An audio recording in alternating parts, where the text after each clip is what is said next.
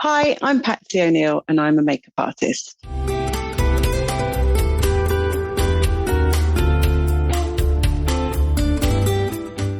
Hello and welcome to the Art Podcast, where we get to know creative women from around the world of visual arts. I'm Chris Stafford and this is Season 2, Episode 35. My guest this week is British makeup artist Patsy O'Neill, whose career was founded in the 90s in MTV and has spanned the world of TV, music, commercials, film and editorial.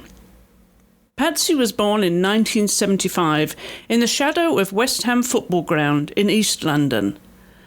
Her parents, Robert O'Neill, an electrical engineer, and Julia Dooley, a nurse and practice manager, were Irish immigrants. Patsy is the middle of 3 children. She has an older brother and younger sister, and she was educated at the Ursuline Convent School for Girls in Forest Gate, London.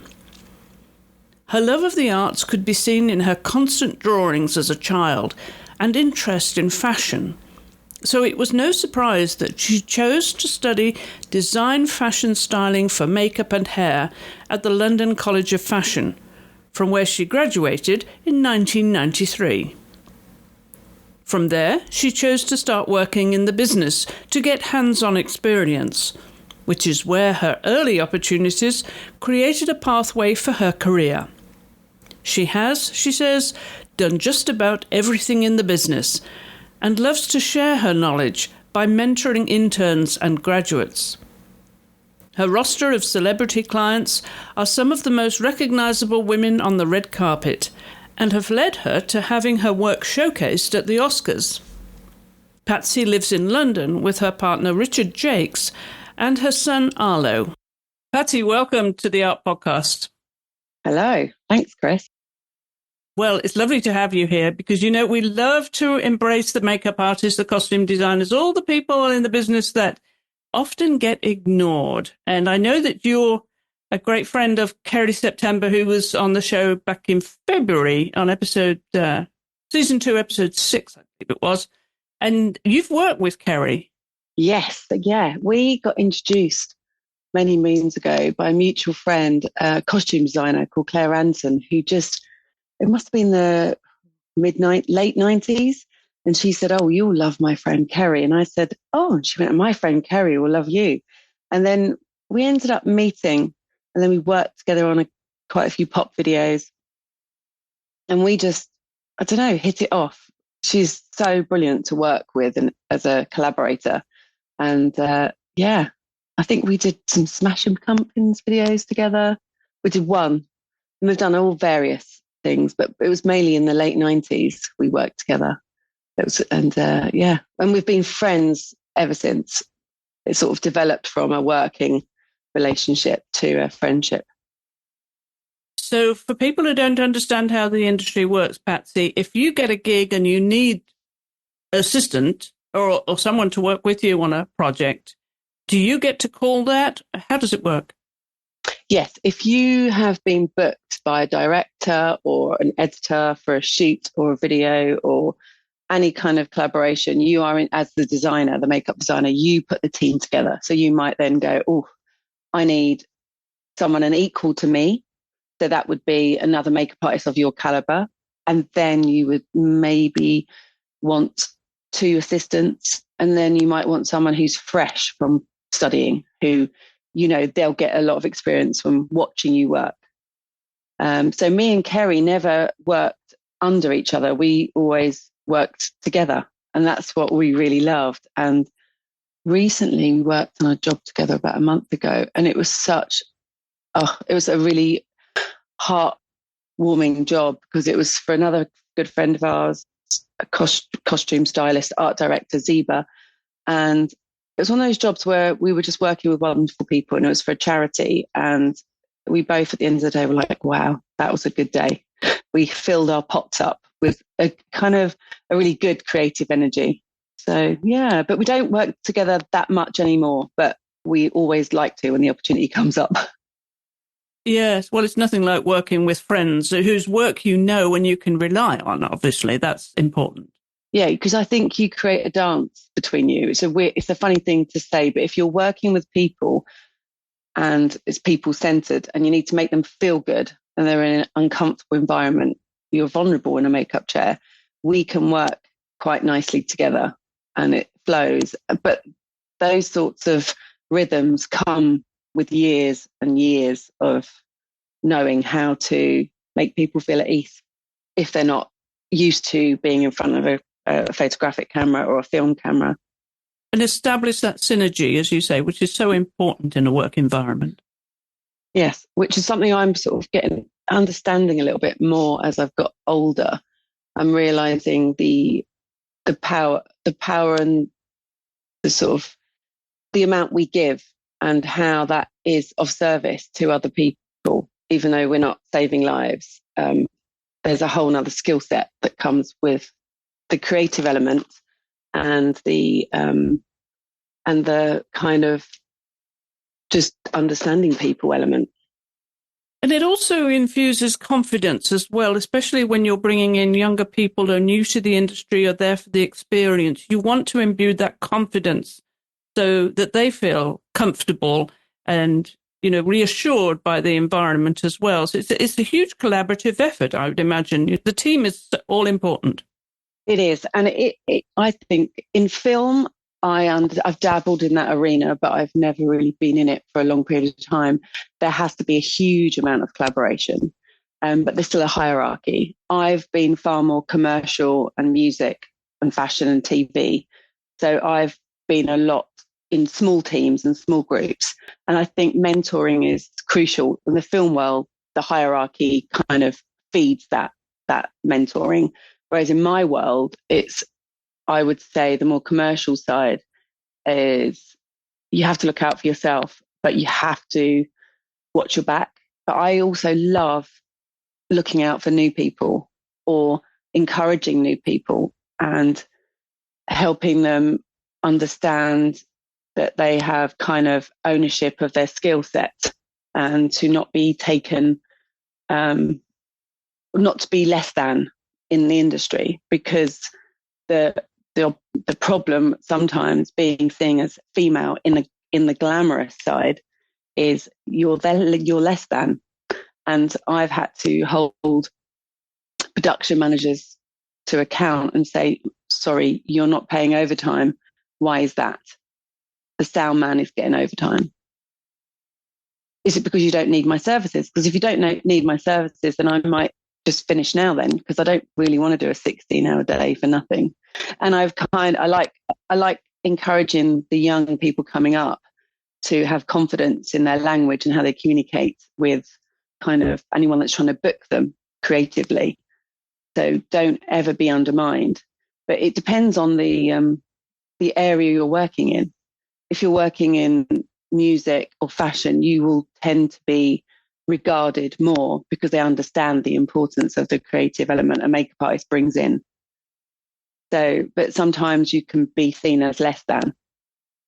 But then if someone's not looking great, they'll have something to say. So it's really interesting. But yeah, back to mentoring. I like holding the hands of people starting out. And I always sort of wonder, why is that? I had a few good mentors when I started out, or people I assisted, and I think that makes a difference. Now, is it important to be represented, to have an agent, to all the bookings to go through those agents, or do you prefer if they come to you? How does the mechanism work most effectively? It's changed over the years. So there is agents around now. There's always been really good agencies out there. And agencies, you can be represented by an agent, or you could have an agent that just manages your work. I've had agents that manage my work rather than manage me.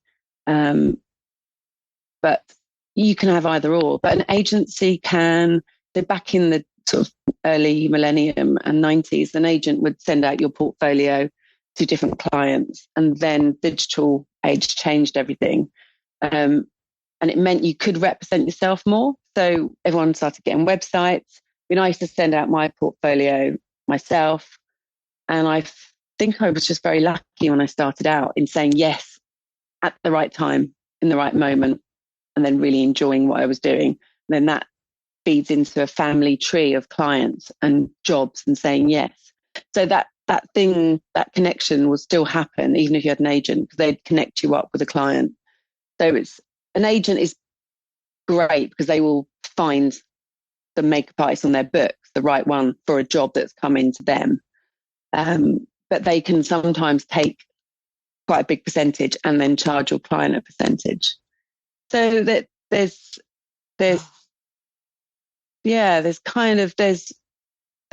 really good. And if you need one at a certain time, they're really helpful. I've only used an agent really for my bookings and managing me. They're more like a manager agent at times. That's what I've done.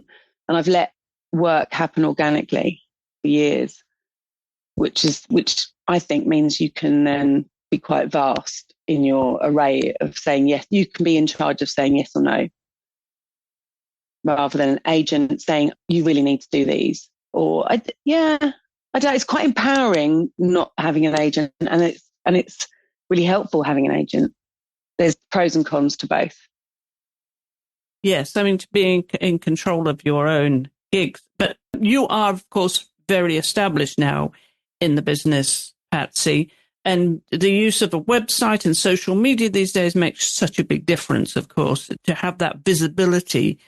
I'm thinking that is something that, now that you're established, empowers you too, as you say, the networking that you've done. It means that you can pretty much call the shots, I would imagine.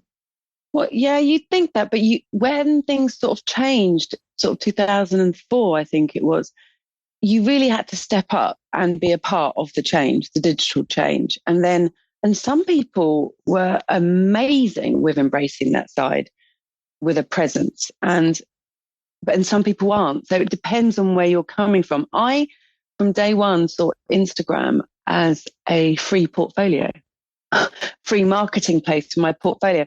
I never saw it as anything else than that. And then I realized people were imparting their everyday life, or what they really think about the world, or what they're reading. And that, I was a bit like, whoa, that's my friends. That's my life. That's me. I don't know. I've always thought that's private. And then I didn't know what the dance was with it. But I've definitely now see Instagram is a platform for my work, but it also has brought me work, which is very interesting. Even though I'm not the most, I go through peaks and troughs with Instagram. Does that, I don't use it as a platform as other makeup artists do, but I also think that's amazing what they're doing. So I think, like doing tutorials and stuff, I haven't really monopolized on that. But I love imparting knowledge, and I like the expert angle of my skill set. Like, I know an awful lot of different things. If someone asks me something, they're like, oh gosh, can't you do a video of that? And I'm like, oh yeah, I could. But there's something that has stopped me. But I probably will have to work on that. As the times change, we have to grow with it. It would be like someone saying 15 years ago, I don't want to set up a website. Well, you kind of, nowadays, you kind of need more of an Instagram profile. A website's handy, but depending on how technical you are, like I've got friends that are just amazing on a computer, PC or a Mac. They're just a natural, and it's a place where they feel comfortable. And some people aren't. So then you struggle with updating and keeping on top of things. And I often rely a lot on stylists and hairstylists and younger people I've worked with who just will go, oh, Patsy, this is how you do this. I'm like, oh my gosh. And if I'm shown 3 times, I'll more likely get my head around it. People like to know what you're using, how you've achieved the look, and imparting that information is another side of the industry, which is completely new. People love the how-tos, don't they, these days? Yeah. And there's some people I know have really transitioned to being more like social media or content creators. And I still see myself as a working artist, and I will do stuff that imparts my expertise. when I feel I want to do it, or if someone approaches me to be like an ambassador for a brand, I like collaborating with people or brands that I really like or I feel passionate about. That's quite exciting.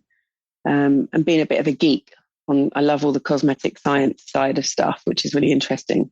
Sort of the 360 circle of all of it, and then sort of questioning it all as well. That's where I go off on a tangent. Well, you are a London girl. You're in the mecca of creativity there in the UK. And you very much are a London girl at heart because you were born in London, weren't you? And from Irish parents. Yes. And it's interesting, you spend a bit of time in Ireland as well, of course, because of that family background. But what were your early days of growing up like in East London, wasn't it? Which area exactly in East London did you grow up? East Ham, near West Ham football ground. But we went to all the Catholic schools. Inevitably, I suppose, if you come from an Irish background.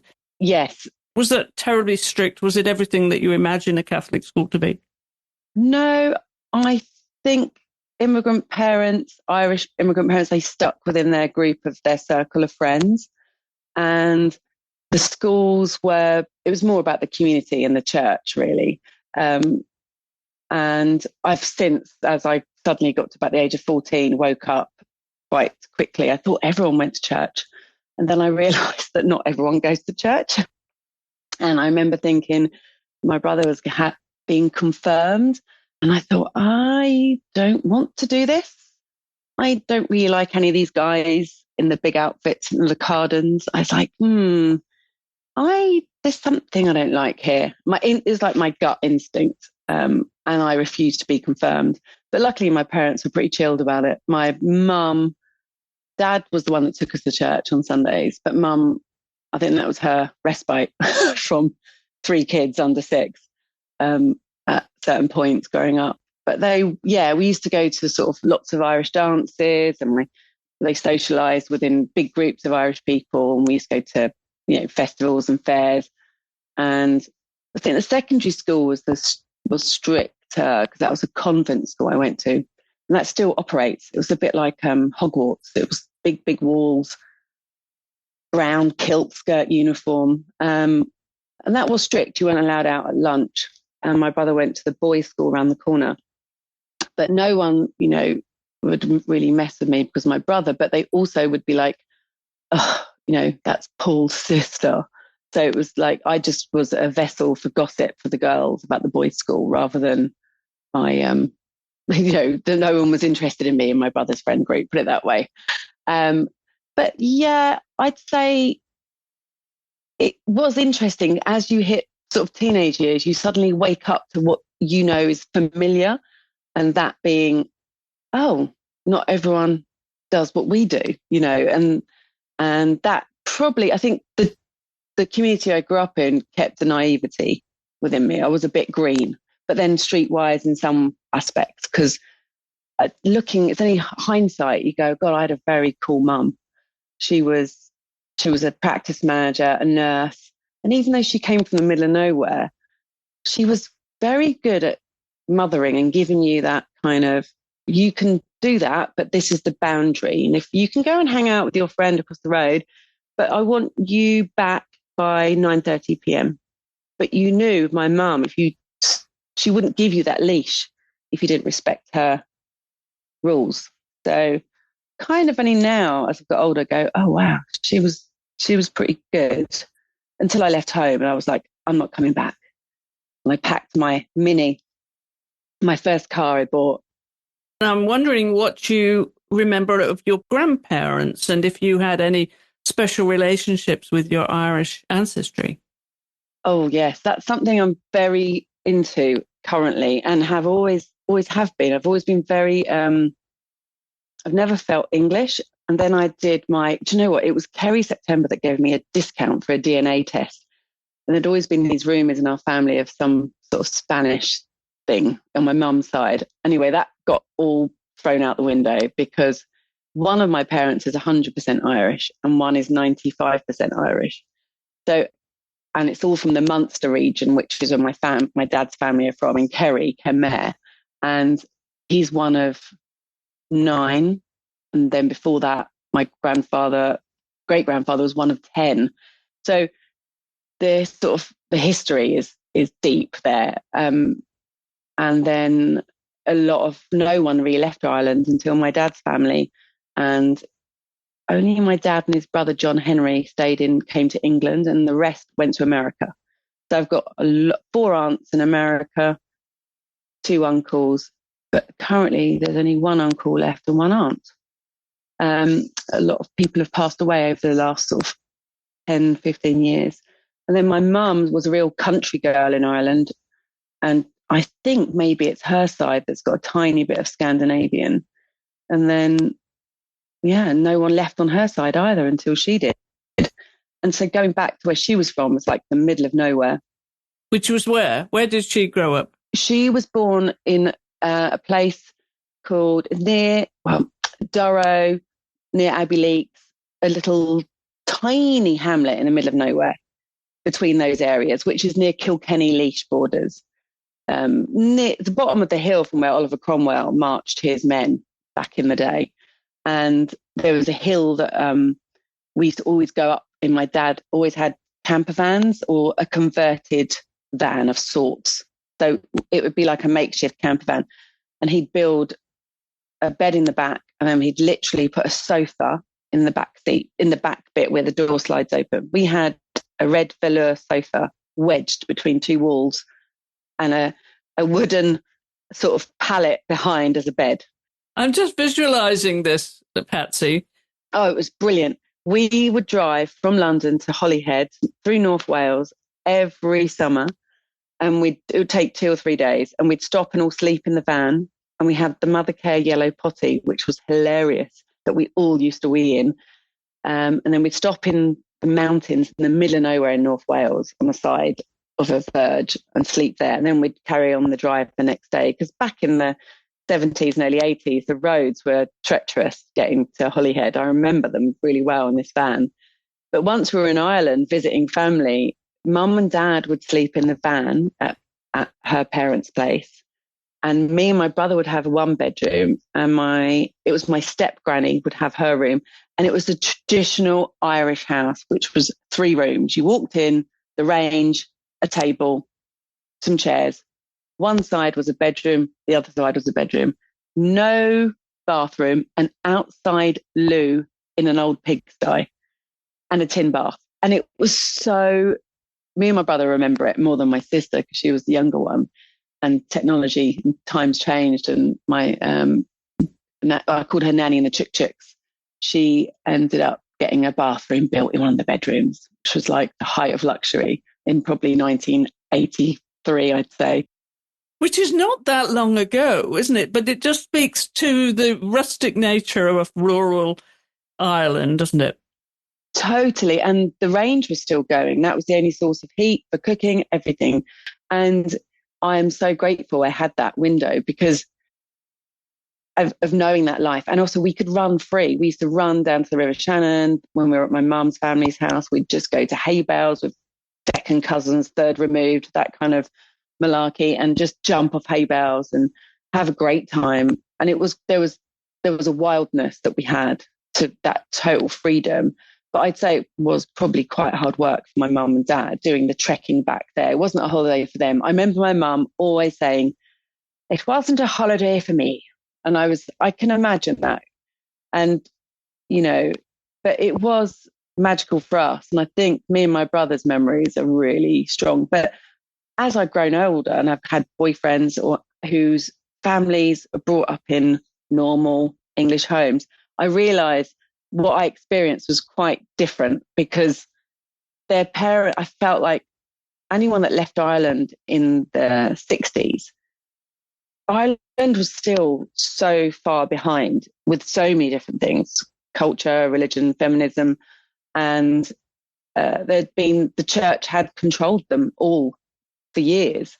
So I now look back and go, I realise, it was great that I had that element, but culturally there was so much then did happen, like from the 90s onwards in Ireland. And my mum sold our family home in London and went back. So then we became these people that went to visit mum in Ireland, and you're never completely Irish because you haven't got the accent.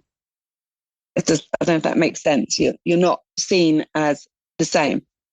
You're an outsider now because you've adopted another accent. But that was a real gift that your parents were giving you, to give you that kind of holiday, that kind of freedom, which children don't have so much these days. I'm wondering if you take your son Arlo back there at all to experience any of that in any form, because I know he's a young teenager himself.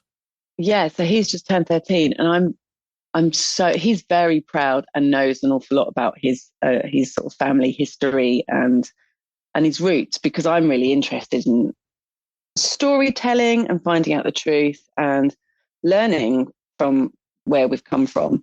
And he's really interested in it. And when I go and see my mother, who sadly is in a nursing home in Ireland at the moment and is the best carers ever, but we go and see her, and she and my son and all her grandchildren, she's a very funny woman. She's sensitive but very funny, and she can be quick-witted and cheeky with my son, and I love that. And he's a very sociable young man, and I can see his Irishness in him. I can see so much of my brother. I can see this kind of vivaciousness he has, which he's great with people. And I love that about him. But when I take him back, we try and soak up as much as we can. So often it's, I'm actually going there for a reason, spend time with my mum. But I've taken him on little adventures. But the last trip we went was it May half term?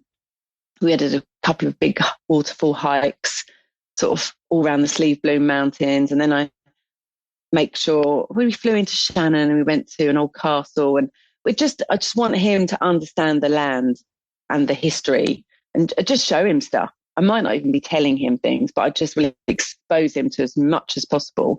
And on the way back to the airport on the last day, we had quite a few hours to kill. So we did the Atlantic Highway of County Clare, which is so stunning.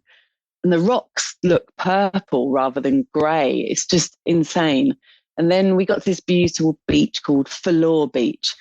And we went down and we were messing around. We saw these three young lads, they must have been in their 20s, that just ran into the sea, had taken their clothes off, had their togs and their towels, and ran back out.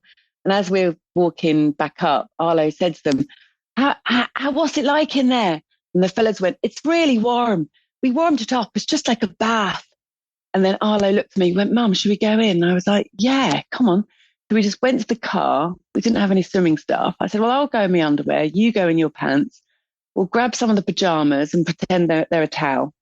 So we went down to the beach, got all our clothes off, and we both ran in. It's the Atlantic as well, it was just magical. And he was like, that's the best thing ever. And I think it's always just trying to be, yes, let's do something that's different. And then we just dried ourselves off. We had such fun. And since then, he's come cold water swimming with me a couple of times a week at the ponds in Hampstead. So I take him to the mixed ponds now. He's like, yeah, I'm jumping in.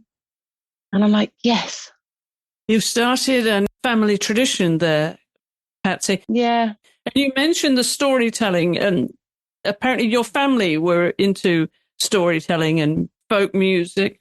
Yeah, Mum's dad was a farmer, and really looked like an Irish farmer. Very handsome man, very tall, John Dooley. And he died quite young in his 50s, but all I know is he always had an accordion, they called it a squeeze box in Ireland, didn't they? And there was always singing and drinking and storytelling, which is called Shana Key. Do you know that phrase?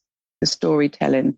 I don't. I might not be pronouncing it properly, but it looks like you've spelt Sean Choice, but it's Shana Key, which is the Gaelic for storytelling. And I remember as a child, like when my mum moved back, actually, you go to certain little pubs and you're there more for the community. It's like a second version of a church with less rules. And there'd always be someone would come in, and they'd come in to tell stories. And they're normally Gaelic folklore, and that's how entertainment happened years ago. And yeah, I think he was quite involved with that. But he died when I was 5 or 6, I think. So those memories were not so strong. Just ones from when I was very tiny. More stories from my mum, which she would tell me, because her mum died when she was 1. So her father was left with a 2-year-old and a 1-year-old in 1950. And yeah, his wife died at 39. And that was my grandmother. So he then had these 2 babies to bring up on his own, John Dooley. And he did he did marry again when my mum was 8 or 9. But all of her childhood, was, grandparents down the road and him. And I think a lot of people back then said, because he was a young man with 2 children on his own, orphaned, apart from him as a father, and he was a working farmer, labourer, said, oh, put the 2 children, they'd be better off in an orphanage. And he refused, which was pretty amazing, because it would have been easier for him to do that. So they were spared that, thank goodness. I think it's hard enough sometimes being brought up in rural Ireland without a mother, and then imagine if you were put in a sort of orphanage, would have been horrific. But yeah, he did pretty well. But my mum did have I don't know if it's an Irish Catholic thing, but she wasn't really spoken to about her mother that died until she was older, and then she found out more and more, and just always wished that she'd seen a photograph of her when she was younger. Yeah, so I think that's why Mum was like, I want to have 3 children. But I remember her always celebrating big birthdays, like it was like, I've lived, because her mother died so young. It was like, I think there's that fear that I can only equate it now, being a mother myself, that you think, oh, is this going to happen to me? So, but yeah, and then my dad's families, they're just very, very different. I think they'd come from money originally. So I had a great grandfather that went to America in the 1800s, made money, came back with money to Kerry. So, and then I think there was a lot of gambling and drinking. But the women of Ireland keep everything together. Their kind of strength is unbelievable, which is something I'm looking at now.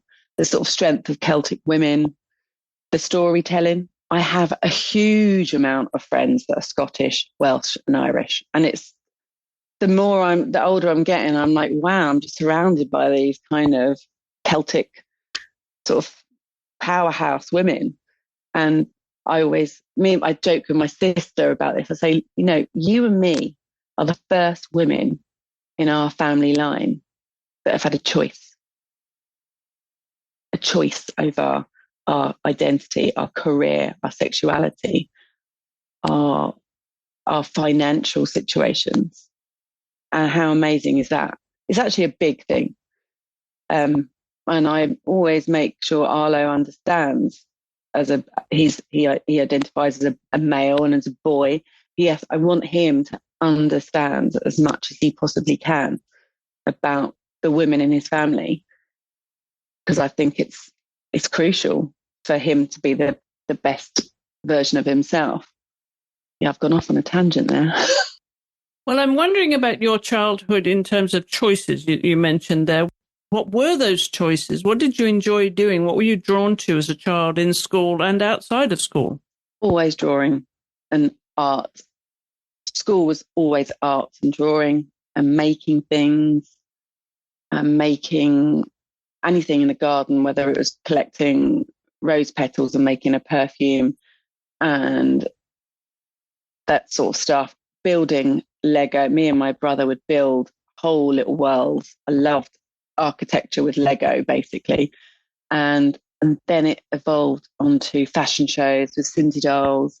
Always loved clothes and fashion and design. Always loved aesthetics and how things looked or appeared, more like the beauty And it might necessarily be beautiful to someone else, what I found beautiful, but I would find beauty in things very independently, very young, to the point that my mum would be like, why are you moving that? Why? She didn't really get it. And I think that maybe because I had choice. My mum and my dad were very much a chair's a chair, a table's a table. We're getting on with life. We're surviving. We've come here. We've got our good jobs now and we're going to work hard. Yeah, that's a very difficult, like practical, tangible, functioning lifestyle, isn't it, that they grew up with? Totally. That's very much of their generation. But you chose the beauty, you chose aesthetics and cosmetics. And I'm wondering if you were the girly girl with dolls and pretending makeup. No. I loved the fashion shows with the Cinderellas and my sister because I love the clothes. But I was not interested in makeup. Maybe hair. I used to do my sister's hair all the time in braids, upside down pineapple, like literally torture her. But I'd also torture her doing gymnastics in the garden. I'd make up dance routines. And I had to do Irish dancing. And I was desperate to do ballet, tap and jazz. I really wanted to experiment. And my parents just sent me to Irish dancing, which is the most restrictive. It's creative, but it's restrictive with your arms. And that really frustrated me. But my art practice, I was always drawing, always recreating books like Meg and Mog. I just recreate all of them. Made my own magazines as a teenager. Loved making those.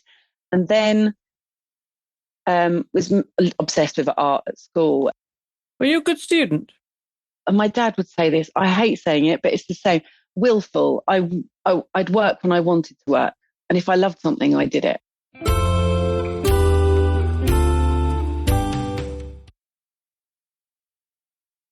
So very much an independent thinker then from those young ages. Very young age. Yeah. And then you chose the route of fashion. You went to fashion school. Yeah. Was that an easy decision to make? Were there some expectations or from your parents as to the direction you went in, or were you very much an independent thinker in terms of your own choice of career? I'm very grateful that my parents always sung my praises for what I was good at. And she always said, whatever you're good at, you just put 100% into it. And she used to always say, she'd always show off any of my portfolio art, any of my big artwork. She would, if anyone came around, she'd be like, look what Patricia's done. And that, I think, when you're 9 or 10, you go, my mum approves of me. And I think there's something to be said for knowing they are impressed with your creativity. Whereas I had friends at school where I knew their parents wanted them to get and go on the graduate scheme at Barclays, or they wanted them to, there was an obsession. I could feel it. I didn't know it in my own household, but I could feel it in other people's houses of security and ticking boxes of what's expected. And I never had that from mum and dad. And I'm ever so grateful for that. Because then I wouldn't have I wouldn't have said yes to things that were outside of what I was exposed to. But little things like entering car design competitions and then winning and then being in the local paper. And that was a massive big deal to me as a sort of 11-year-old. It kind of makes you go, I'm good at this. And then why did I end up going to London College of Fashion? I really wanted to explore my art and mainly fine art. And I love the history of art. But for something drew me, and it was an advert in a magazine at London College of Fashion, and it's really unusual course called Design, Fashion, Styling for hair and makeup. And I just went, yeah, I'll do it. And I couldn't believe I got in. There was 20 places, but you had to be good at art and you had to be good at English, and they were my subjects that I love geography. I love geography. And yeah, I'd studied there, and at that course, because you did everything. You did fashion illustration, which I loved. I did history of fashion. I did photography. I did art. I did makeup. You did hairstyling. So it was a course that you could then. A lot of people from my course went on to do the BA in fashion promotion or the BA in special effects, but then it was a HND. So it was a really diverse course. And HMD was what some of the creative degree courses were before they gave them a BA status. Okay. Yeah. More creative courses, really. But this is going way back. And I had an art teacher there who said, you've got to do your fine art. And I said, okay. So 2 years in a trot, I did my PCAS forms to go and do art. I was going to do fine art at Kingston. Then the second one was Camberwell. And once I'd finished at London College of Fashion, I went and travelled in America for a little bit and stayed with family and for 3 or 4 months. And then I came back and I turned down my place and I started assisting. And I remember the early days of having an answering machine at home. And I lived in London and I'd passed my driving test. I had my own car.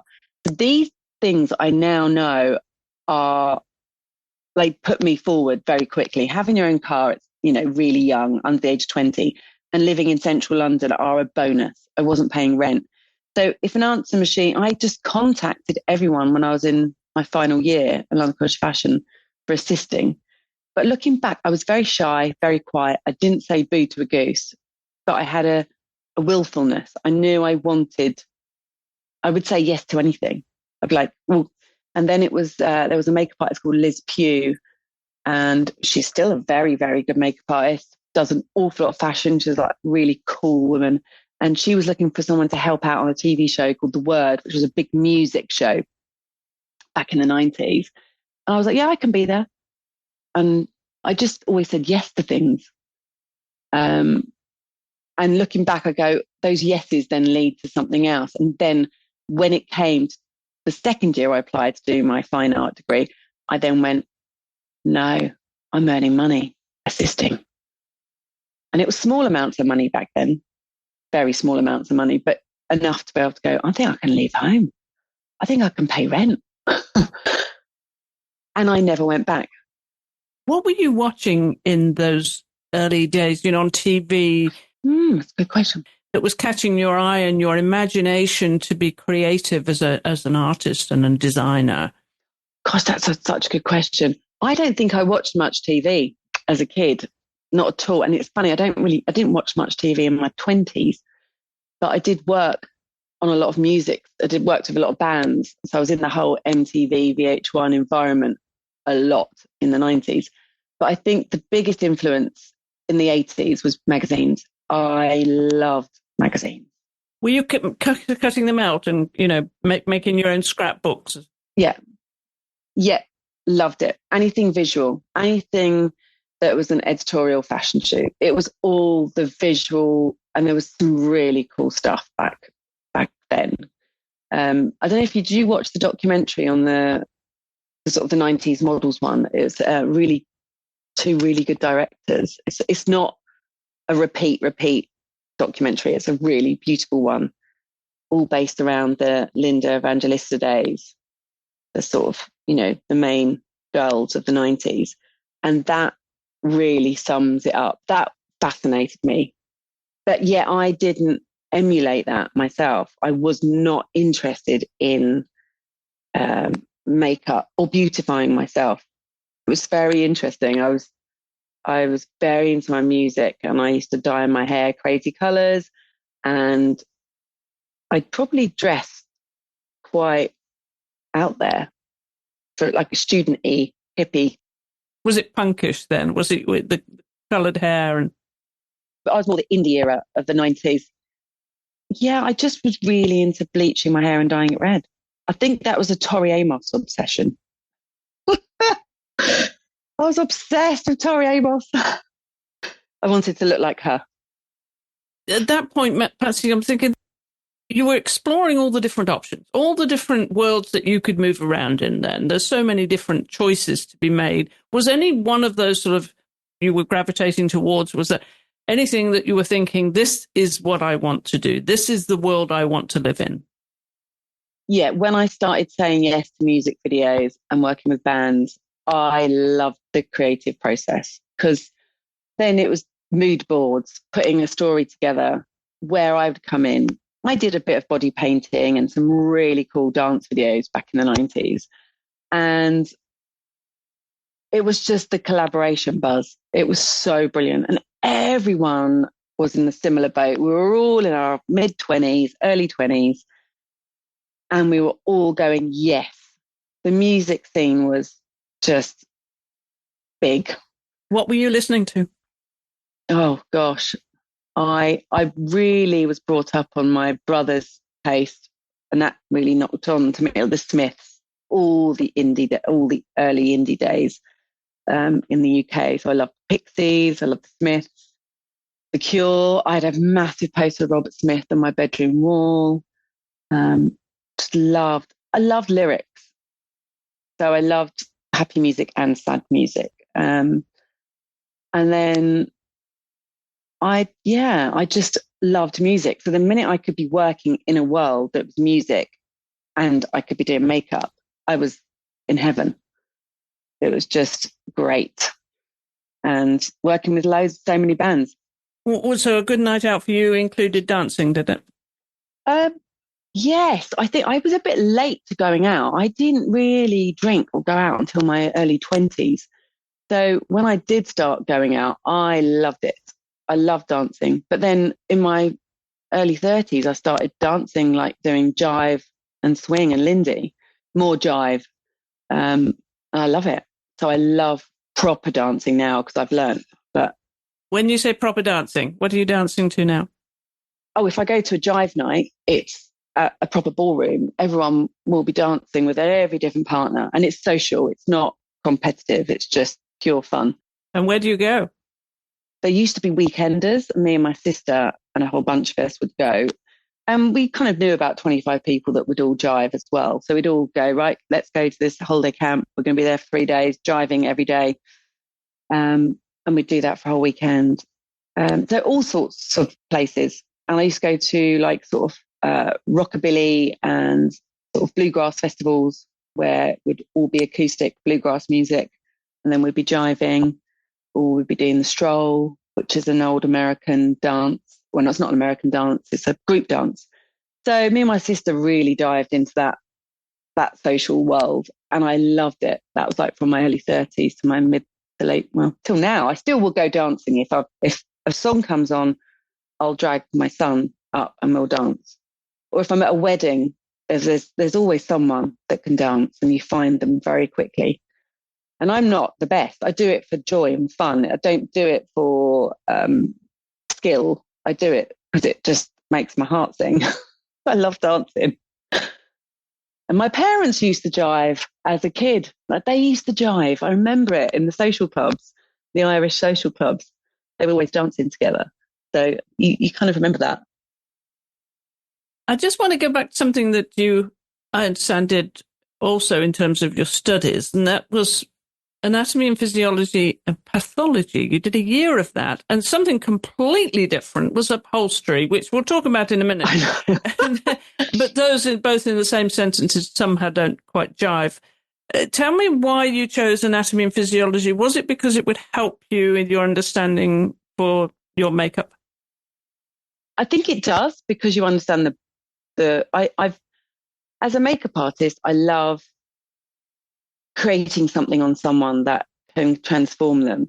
But I think as I got into my late 20s, early 30s, actually my mid 20s, I really got into yoga and well-being. And so even at like 24, 25, I was growing vegetables at one point with my boyfriend at the time. And I really I wanted to understand the body and science. And my whole family is medical, which I hadn't really put that on myself. But I just thought, I want to, holistically, I've always been that person that goes, why? Why? I'd like to know. I won't just be happy with one answer. So my mum used to say, oh, God, you're a nightmare. If I brought you to the dentist, I'd want to know, but what's happening with that? And what's that going to do to that? I'm very curious, and I always have been as a kid. So I then thought, if I do anatomy and physiology and pathology for a year, I'll have a good understanding of the engine, the body, because I wanted to know more. I wanted to know the basic science. So that was absolutely brilliant. And that I was going through a phase of thinking I might study nutrition or it's the same course you can do if you want to become a yoga instructor or you want to go down any alternative um, medical path or start on that journey. You need to get, they call it APMP. And it's a lot of studying, but it's a brilliant course and you can do them all over the place. But I absolutely loved it and it just helped me understand everything. But I then didn't do any of the stuff I was going to do with it because I think I had my son at 18 months, maybe after I got that qualification. So then and I was so busy with work, I then didn't have time to go and retrain or do something on the side, which is what's wonderful about being a makeup artist. You can choose to work as much as you want or don't want. But I loved it. And so like for now, I still am obsessed with understanding how our body absorbs food, what the gut, the understanding of our complete 360 well-being, the mind-body connection, how the body keeps the score about anything you've experienced in your life and how stress manifests and cell renewal. And I don't want to figure out how to be the perfect human or how to live forever. It's just about living well, but having joy at the same time, but not being perfect. I quite like learning about all of it. Just love it. I'm a big reader. So I never did anything with that qualification, but I've just got it. I think I did it for me, if I'm honest. I just did it for myself so I can understand the systems and how they work. And luckily, in an emergency situation, because of the whole family being very medical, I'm very calm and understand everything. But I'm curious. So this whole new phase of life with the menopausal, perimenopausal phase of life, which myself and many of my peers are all heading into or we're in, it's fascinating that no one really spoke about these things years ago, and finding out and asking questions and speaking to my mum and just being curious is fascinating. And my niece is studying medicine at Hull University. And I'm like, Isabel, your job is to change the establishment so we understand more about female health and well-being. That the women's bodies are studied just as much as male bodies. So, I don't know. I have this really strong sense of justice about things, especially to do with the female and learning, I guess. Yeah. Are you where you want to be at this point in life? Yeah, I feel like I've done a bit of everything. In the makeup world, I feel like I've covered all the bases. I've traveled all over the world with amazing people. I've ended up becoming more of a personal makeup artist in the last 10 years, which has been brilliant because it means you get booked out by clients for chunks of time, which means you kind of know where you are, which is really a gift when you are a mother. And that's my other job. The last 13 years has been a mother. So I thought, if I've got one shot at this, let's try and do it really well as have my career still, because I love working. I love the creativity. And I look back and I go, wow, I was lucky that I did start when I did, because I ticked all the boxes. And I still really love being a makeup artist and being in that environment. But I like it when I'm with people that are good people, good energy. That's the thing. I can't be around. There was back in the sort of early millennium, there was a lot of egos, and people's insecurities can come across as rude. And I've seen it all in different environments, and I haven't got time to be wasting on sort of the dancing of egos that happened, which does happen. It's what happens in your 20s and into your 30s, I think. And then the older you get, you just start dropping these parts that you don't need or don't serve you anymore, like the facades. But you need those facades when you're younger, because it's like a sort of, I don't know, like a guard. But I'm very content right now. Yeah. And I love that work comes and I can say yes or no. And I love that I can have time to explore all the other things that I want to explore, which is great. Which is obviously definitely something that definitely starts happening at this stage. So when you look back then, Patsy, at your career, often we have milestones that have been career changing, signposts along the way that have really made a difference to the direction you're going now. What would you say those were for your career? Yeah, in my early 20s, there was moments where I had music artists and record companies requesting me through the artist having maybe done one photo shoot and using me as a makeup artist. And they're like, oh, I want her to do the promo tour and the album cover. And those moments were pivotal because then I started mainly working in music. Then luckily, by the time the music industry started changing, I was doing personals, but a real variety. And that was a huge shift in the caliber of work. And then I would say, when I had my son, I could see really clearly how it was going to be a different journey after having him. I'd be saying yes and no for different reasons to jobs. And I was so glad I had quite the traveling wild time before that, because it meant that I could then go, okay, I can say no and not be going, being really annoyed, because the truth is, it is hard to do it all, because, you can be. I did a job where I was away for 5 or 6 weeks. I was away in Australia, and Arlo was he 6 or 7, maybe 6.5 or 7. And that was tough. And I went to LA when he was very tiny, like over a year. And that was tough. I was only there for about a week or two. But I didn't like going away anymore. It was the weirdest thing. Now I can. Now it's different. I've gone full circle.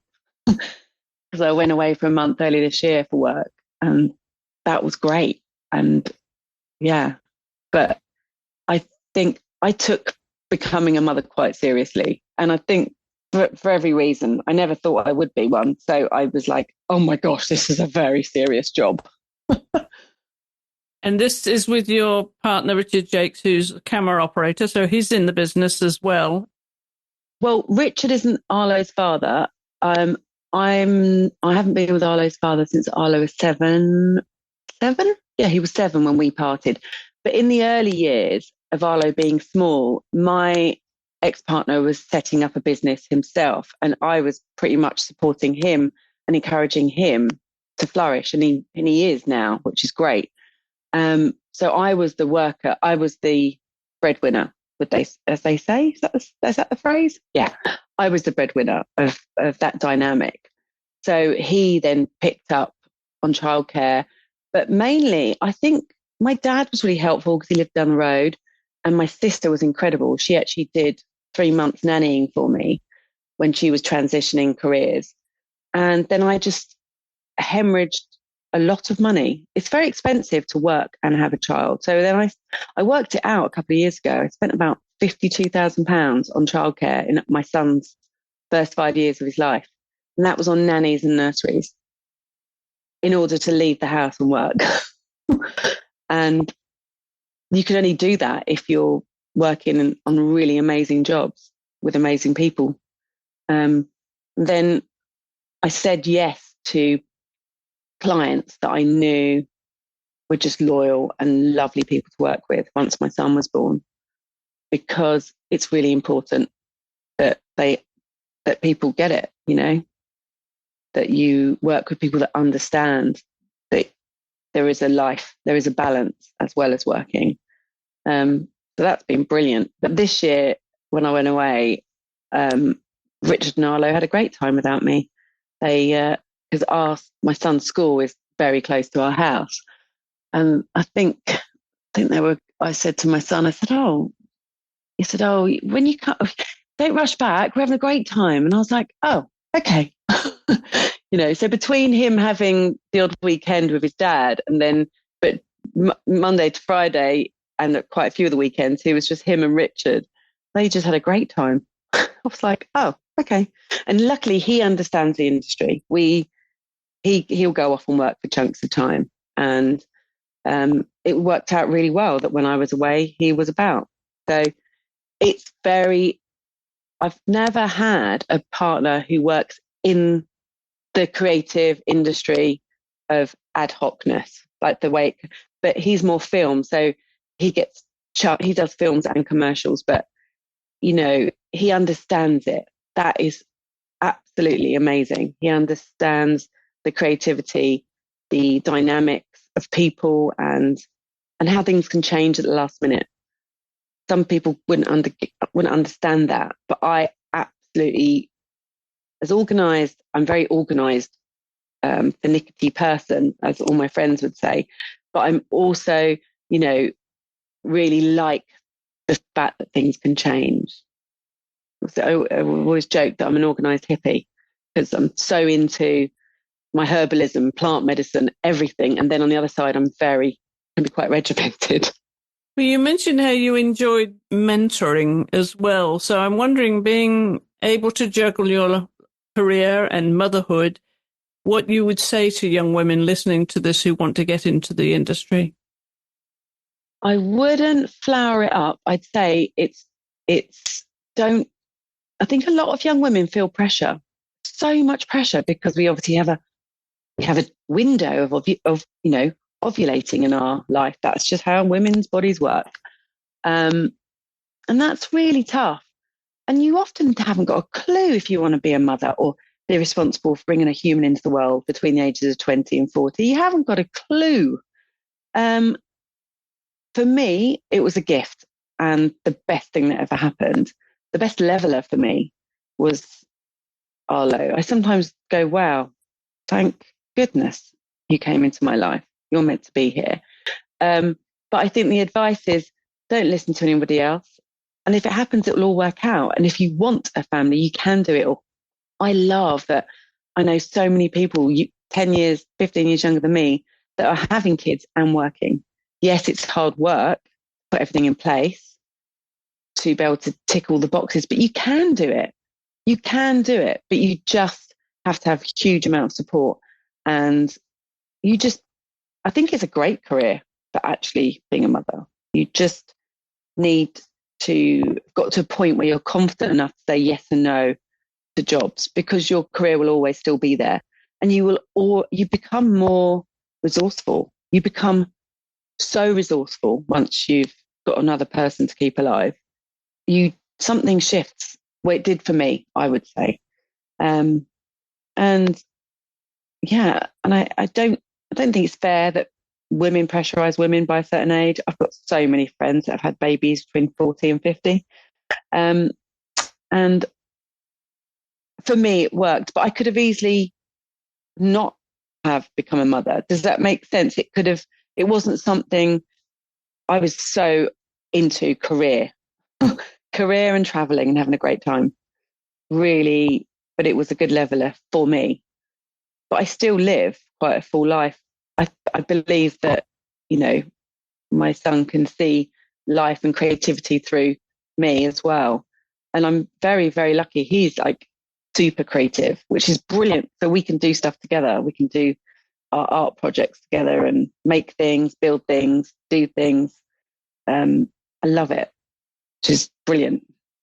Well, I was wondering about the young girl who used to love drawing, if you still have time for those things. So clearly you do. You enjoy, do you painting at all? I've always brought painting materials and some form of canvas or paper with me whenever I've gone anywhere in the world, whether that's India. I used to travel around India and Thailand an awful lot years ago, and I always sketch and draw things. And I had a boyfriend who was an artist as well, who we would do an awful lot of drawings together. And I've always done some form of creative drawing, I guess, in an amateur manner, I would say. But I'd say the real creative element has been, I love interior design. I love reconstructing a home and physically taking something apart and rebuilding it and being visual. I can walk into a space and visualize how it could look instantly, and I can sketch it out. I love doing that.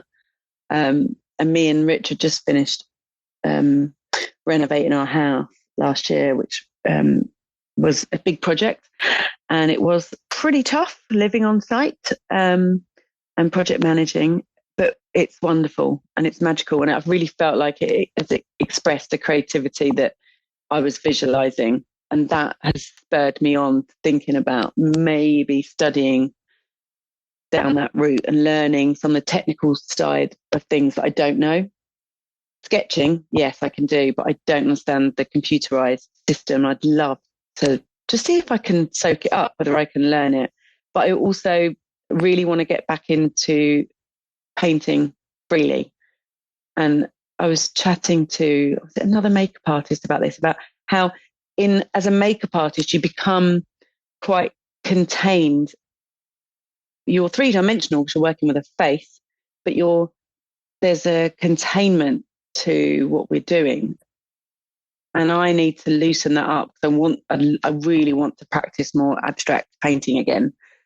I don't know why or how I'm going to do it, but I will make myself again start painting. I want to start painting on a larger scale.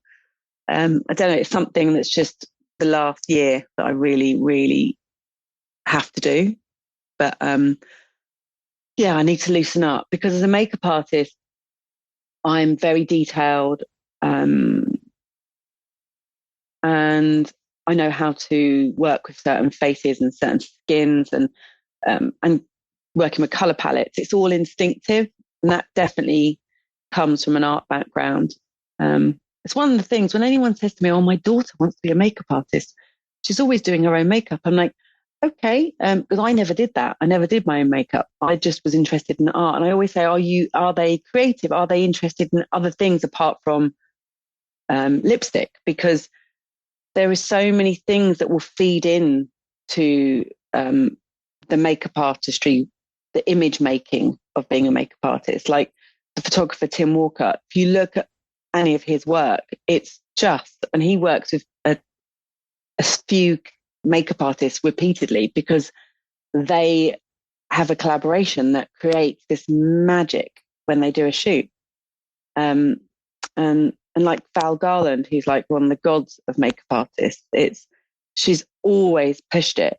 And that's mainly, she's like the queen of catwalk.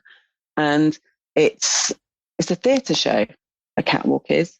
So I think it is interesting, because your show is showing up how no matter what visual artistry you come from, there is this full 360 of a creative field that comes into that one thing you might end up doing that pays your bills in life.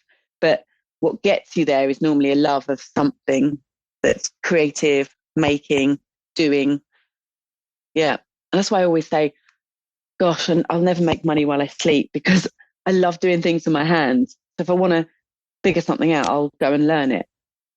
Like upholstery. I had a beautiful mid-century sofa and armchair. And I was like, well, why am I going to pay an upholsterer over £1,000 to do this when I can do a course for £400 and then learn?